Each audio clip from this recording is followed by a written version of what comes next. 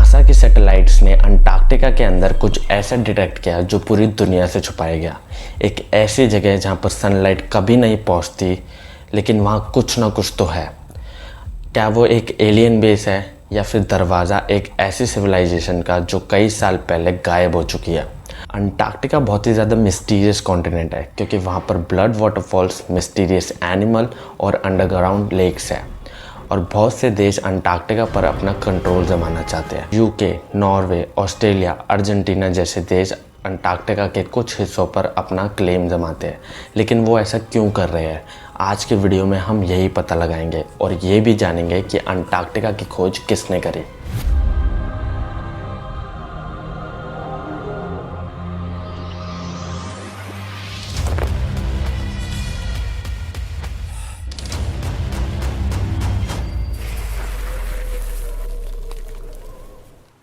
Antarctica का जिक्र आज से कई साल पहले द ग्रेट फिलोसोफर एरिस्टोटल ने किया।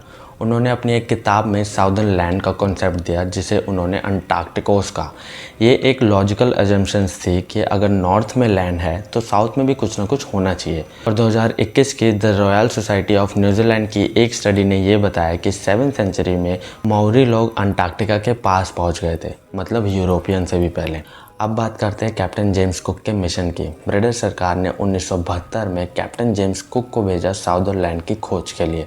उनके पास 2 शिप्स थी, HMS रेजोल्यूशन और HMS एडवेंचर। 1973 में कैप्टन जेम्स कुक पहले इंसान बने जिन्होंने अंटार्कटिक सर्कल को क्रॉस करके अंटार्कटिका के पास पहुंच गए, लेकिन 130 किलोमीटर पहले ही उन्होंने अपनी शिप्स को वापस मोड़ लिया। उन्हें अंटार्कटिका तो नज़र नहीं आया, लेकिन पानी में तैरते हुए आइसबर्ग ज़रूर नज़र आए और समुद्र की लहरों ने भी उन्हें आगे जाने नहीं दिया। उसके बाद उनका कहना था कि उन्हें नहीं लगता कि उनसे भी ज़्यादा कोई साउथ में जा पाएगा, और उनकी ये बात सच भी लग रही थी क्योंकि बहुत सारे एक्सप्लोरर ने ट्राई किया अंटार्कटिका को ढूंढने का, लेकिन वो सब नाकामयाब रहे। फिर वक्त के साथ कंट्रीज़ इवॉल्व हुई और डोमिनेट कंट्रीज़ के बीच एक कंपटीशन शुरू हो गया, और वो था वर्ल्ड की सुपर पावर बनने का। ऐसे में रशियन एम्पायर ने 1819 में फैबियन वॉन बेल्गियम हाउस को वर्ल्ड को एक्सप्लोर करने का काम दिया, और फिर 1820 में फैबियन ने जेम्स कुक की प्रेडिक्शन को गलत साबित कर दिया।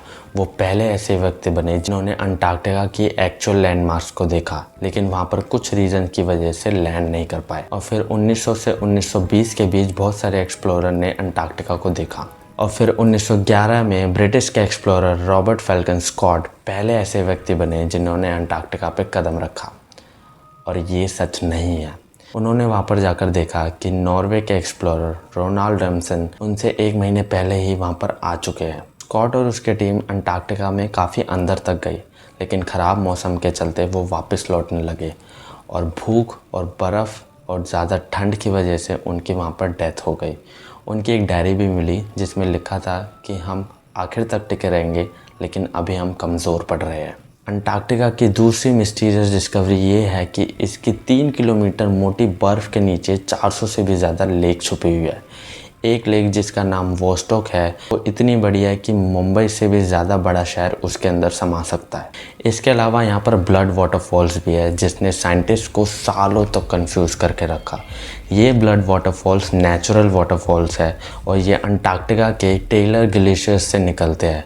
इनका रंग लाल इसलिए होता है क्योंकि ये आयरन रिच सॉल्ट होते हैं, और जैसे ही ये ऑक्सीजन के कांटेक्ट में आते हैं ये रस्ट मतलब जंग के कलर के बन जाते हैं, इसलिए इनका कलर लाल होता है। इसके अलावा रीसेंट स्टडीज़ और सैटेलाइट्स के डाटा ने ये रिवील किया है कि अंटार्कटिका की बर्फ़ के नीचे कुछ वैल्यूएबल एलिमेंट्स भी छुपे हो सकते हैं। नियोडीमियम, पैराडाइमियम, टर्बियम, डाइफोजियम, ये सारे एलिमेंट्स हाईटेक गैजेट्स को बनाने में यूज़ होते हैं, और इनसे ग्रीन एनर्जी सिस्टम भी बनाया जा सकता है, और इन सभी की डिमांड हर कंट्री में बहुत ज़्यादा हाई है। लेकिन अंटार्कटिका ट्रीटी के अंदर किसी भी देश को अंटार्कटिका के अंदर माइनिंग करने की परमिशन नहीं है, और 1991 की मैड्रिड प्रोटोकॉल ने तो माइनिंग को क्लियरली बैन कर दिया है। सवाल यह है कि उसके बावजूद भी देश वहाँ पर अपनी प्रेजेंस और बेस क्यों बना रहे हैं, और इसका सिंपल सा आंसर है future planning. China, USA, Australia जैसे देश रिसर्च स्टेशन के नाम पर अंटार्कटिका में अपनी प्रेजेंस दिखा रहे हैं, ताकि अगर फ्यूचर में ट्रीटी में कुछ बदलाव होता है तो जिसके पास ज़्यादा प्रेजेंस होगी उसके पास ज़्यादा कंट्रोल होगा।